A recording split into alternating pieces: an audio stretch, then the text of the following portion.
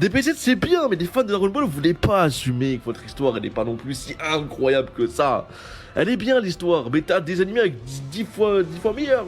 J'ai jamais vu autant de conneries dans une vidéo. Il y en a, ils ont trop oublié que Dragon Ball date des années 80. Et franchement, pour son époque, Dragon Ball a une belle histoire. Déjà, nous sommes dans un monde futuriste, avec des technologies extraordinaires. Et en plus de ça, frérot, c'est un monde rempli de cyborgs. Nous sommes aussi dans un monde où les dinosaures n'ont pas disparu et ils coexistent avec les êtres humains. Et en plus de ça, les animaux peuvent parler.